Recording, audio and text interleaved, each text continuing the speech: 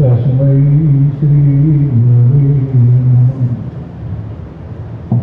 प्यारे माता भाई बहन, आज का ये पावन दिवस परम पुरुष पूर्ण जी राधा स्वामी के अवतार होने का। इस पावन दिवस को वो प्रकट हुए राधा स्वामी धरानल रूप जगत में गुरु हुए देव चिता पूर्ण धनी होते हुए इस शरीर को धारण किया जिसको देवता भी तरसते। वो कौन सा देह है? ये मानव। इसमें मन की प्रधानता होने के नाते जो भूली भटकना है उनसे निवृत्ति के हेतु उन्होंने जन्म नरदेह धारण की, क्योंकि ये धार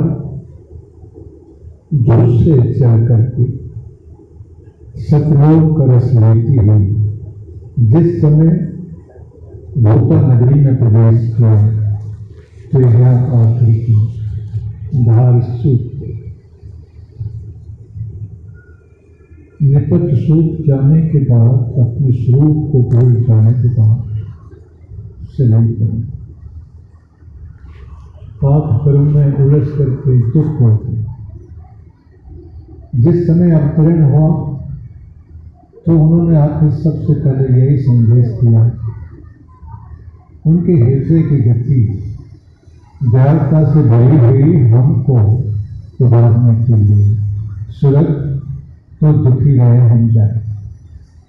हम तेरे दुख को जानते हैं कि दुखी है। जागरण से सबक घुसाना मन से न्यायत है।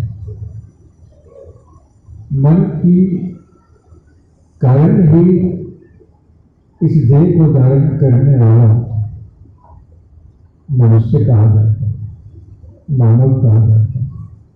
इसलिए इस पावन मानव जोड़े में अवस्थित हुए हम जैसे बन के आए, लेकिन हमारे लिए आकर के उन्होंने हमको क्या पावन संदेश दिया। उन्होंने यही कहा कि इस देही को पाने का मतलब ये नहीं कि अपने को भूल जाए, अपने को जानने के ध्येय की प्राप्ति के लिए उनका पावन संदेश था। देह और ग्रह सब झूठा, झूठ का है भी कोई बात नहीं। देह और ग्रह सब झूठा, सहज में त्याग के चल। कितना पावन संदेश है। ग्रह का त्याग तो शायद हो जाए, देह के त्याग के बाद तो मौत हो जाती है। स्वामी जी क्या कह, देखने में तो सरल है लेकिन पावन होने के नाते सत्य है। वो भी त्यागना कैसा? ऐसा नहीं जैसे कि हम चाहते, सहज में त्याग के जाए। वो सहज स्वभाव जन्य होता है, उसमें कष्ट नहीं होता, उसमें दुख नहीं होता। जहां दुख होता है वो सहज कहां से? सहज में किसी को कुछ दीजिए, लेने वाला भी सुखी, देने वाला भी सुखी। लेकिन जहां छीन झपटी होती है वहां दोनों दुखी होते हैं। वो छीन का है वो भी दुखी होता है, जिसका छीनता वो भी दुखी होता है। इस छीना झपटी की दुनिया में हम लोगों का निवास है। हम आपे को भूल गए और किधर आ गए? इधर आगे जिधर हमें नहीं आना चाहिए। लेकिन आकर्षण ऐसा है, ये लुभावन ऐसा है कि सबको मोह ले। आपे को बिसरा के पापा की नगरी में आकर के पाप कमाई करने लगे। काया को सींचनहार कुमत कमाई करता है और जाने के बाद भी हमसे नहीं जाता। ऐसी दुर्धा में पड़ा हुआ जीव अपने को भूल के तन को धारण करने वाला तन बन जाता है, आबद्ध जड़ता में आबद्ध हो जाए। जड़ता बद्ध होने वाले का क्या हाल, बंधवा मजदूर बन जाता है, बंधा पड़ा रहता है, सिस्कियां बनता है। कौन सुने? ऐसी सिस्कियों को सुनने वाला कोई दयालु होता है, जो चेहरे को पढ़ लेता है, सत्कार करता है, बैठाता है, पानी भोजन की सोचता है, देता है। ऐसे दयालु थे जो आखिर के हमारे बीच में आज के दिन अवतरण हुए और हम लोगों को पावन संदेश दिया। गुरु हुए जी चिल्लाए। अभी तक गुरुवत्ता नहीं थी, उनके आने पर गुरु की महत्ता हुई। गुरु कैसा होता? गुरु हम जैसा होता, लेकिन हमारे लिए होता।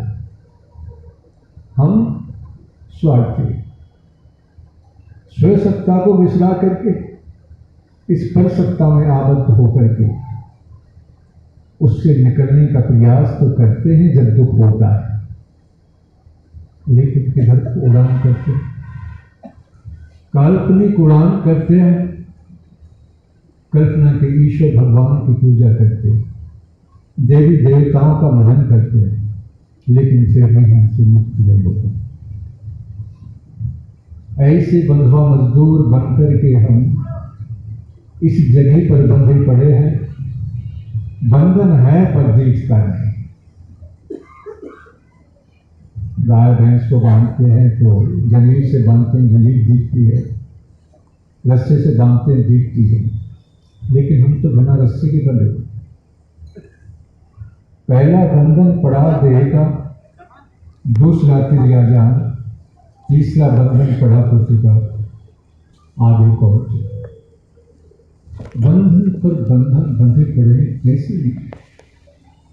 किसका बंधन है? वासना। ये वासना है जो जगत में घुमाती है, जगत में तड़पाती है, सिस्कियां भरने पर भी कोई राहत नहीं मिलता। इसके लिए उन्होंने कहा गुरुवत्ता बन, गुरु की शरण में जाओ, लेकिन पूरा होना चाहिए। पूरे गुरु का मतलब पूर्ण ज्ञान। पूर्ण ज्ञान जिसको होता है उसके यहाँ पूर्ण त्याग भी होता है। महापुरुष का पहला संदेश था, पहला उपदेश था कि देह और ग्रह सब झूठा है। जिस घर में निवास करते हो, जिस देह में आप रहते हो, ये झूठा है, लेकिन आप इसकी पालिश मालिश नहीं करते। क्या आगे भी बढ़ते? बिटियां तिलक छापे सब करते, क्या ऊपर कोई चढ़ता है? बातों का विषय नहीं है, क्षेत्र कर्म का, कर्म क्षेत्र। जब तक हम इस कर्म क्षेत्र को कर्म के माध्यम से पोषित नहीं करते, तब तक हमारा बंधन नहीं कर सकते। सहज का त्याग है, घर को तो छोड़ सकते हैं, साधु बन सकते हैं, लेकिन देह को छोड़ने के बाद तो मृतक हो जाए। उन्होंने कहा सहज नहीं। सहज का मतलब क्या है? तेरा साईं तुझ में जाग सके तो जाए। वो कहाँ पर है? अभी तक हमको कहाँ बतला है? आसमान में। कोई 7वें आसमान पर कहता है, कोई 14वें आसमान पर कहता है। ये हमारी कल्पना की राह हम लोगों को व्यथित करती है। प्रयास करने पर भी वो नहीं मिल पाता। वासना जगत में हमको घुमाती है, लेकिन तृप्ति नहीं होती। वासना जो कि त्यों रह जाए। अवधि खत्म होने पर ऐसा सुनहरा अवसर हमारे हाथ से चला गया। क्यों गया? इसलिए ज्ञात पूर्ण गुरु ने। किसी ने देवी देवताओं को मनवाया, किसी ने सत्कर्म से जोड़ा, लेकिन निज कर्म की तरफ को, निज देह की तरफ को किसी ने नहीं जोड़ा। ऐसे महापुरुष हमको निजता की तरफ को ले गया। महापुरुषों ने कहा था, कबीरा धारा अगम की सतगुरु दई लखाए, उलटता सिमरन करो स्वामी संग मिला। लेकिन जो स्वामी जी महाराज का अवतरण हुआ, स्वामी जी महाराज का पहला शब्द है राधा स्वामी नाम। जो गावे सोई करे, कल कलेश सब नाश, सुख पावे सब दुख है। एक ही शब्द है, लेकिन कैसा स्वामी? राधा स्वामी। जो धारा ऊपर से नीचे आई और यहां आते आते सो गई। आज हम अपने जीवत्व को, अपने स्वरूप को विसरा दिया है, भूल गए और शरीर बन गए। मकान वाला मकान बन जाए तो धूर्त और मूर्ति कहा जाता है, अज्ञानी ही कहा जाता है। ऐसे ही तो हम बैठे, इस शरीर का मां के पेट के बाद में नाम रखा गया है। मां के पेट से पहले तो नाम नहीं, तो फिर कैसा है? झूठा। नाम भी झूठा, ये देह भी झूठी, और जिस देह जिस ग्रह में रहती है वो भी झूठा। अरे सकल पाप पसारा ही झूठा। लेकिन ये लक्ष्य की प्राप्ति के लिए देह मिली है। देह को मैं कहना सबसे बड़ा पाप है। देह को मैं कहना सबसे बड़ा पाप है। सब पाप इसके पुत्र हैं, सब पापों का ये बाप है। लेकिन हम तो देह को अहम भाव से घोषित करते हैं, मैं बैठे हूं, मैं बैठूं। जो कहता है उसे भूल गए, जिसके द्वारा कहता है उसको अपना। कैसे हमारा गुजारा होगा? कैसे हमको सुख शांति मिलेगी? आप आए हैं, अगर ये आप हो तो फिर जब इसमें से आप का संबंध खत्म हो जाता है तो ये पाप की गठरी मृतवत पड़ी रहती है। न आंखों से देखती है, न मुंह से बोलती है, हाथ पर हिलाना तो उसके बस की नहीं है। कहते हैं मुर्दा है, वो तो चला गया, जाने के बाद क्या होता है? उसके लिए महापुरुष हमको चेताते हैं, आखिर के मानव शरीर धारण करके, क्योंकि हम मानव हैं। बंदे कर ले आप निवेड़ा, आप जियत लख आप ठोर कर, मुझे कौन घर गया? मरने के बाद कौन से घर जाओगे? क्या यहीं ठहरा? सबको जाना है, जाते हुए रात दिन देखना है, लेकिन फिर भी कुछ नहीं करना। उसके लिए क्या करें? यह अवसर में चेतो प्राणी, मुझे नहीं कोई तेरा। मरने के बाद तेरा कोई नहीं है। लेकिन कुछ और बात है।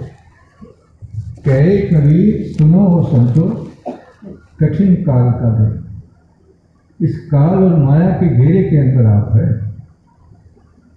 ये गुरु बिन नहीं करता, और गुरु के उपदेश बगैर नहीं करता, और उपदेश को लेकर उस पर चले बगैर नहीं करता। अगर हम ऐसा कर लें तो पोपीबाजी है।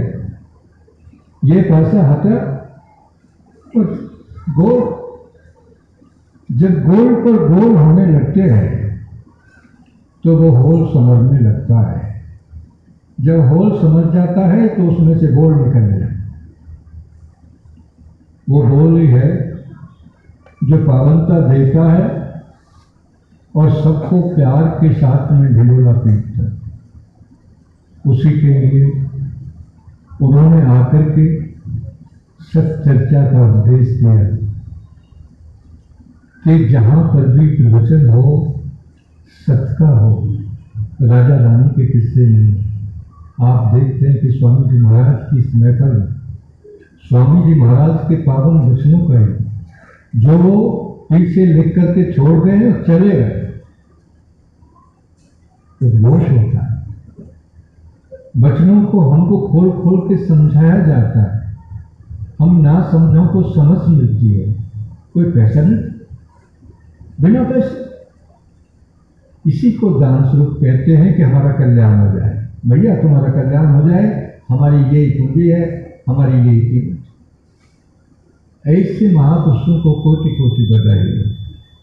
मैं ज़्यादा समय न लेकर के उस चर्चा का सोपान करेंगे जो स्वामी जी महाराज ने अपने वचनामृत से हम लोगों को लिपिबद्ध करके हमारे बीच में छोड़ा। अगर सुनते रहें, समझते रहें और धीरे धीरे से चलते रहें तो निश्चित रूप से हमारी समझ आ जाएगी। न फिर हमको कल्पना की उड़ान में उड़ना पड़ेगा, न वासना के जगत में भटकना पड़ेगा। हम अपनी निष्ठा को पा जाएंगे और कर्ता से हाथ छुड़ा करके हमेशा हमेशा के लिए मुक्त हो जाएंगे। इन्हीं चंद शब्दों में राधा।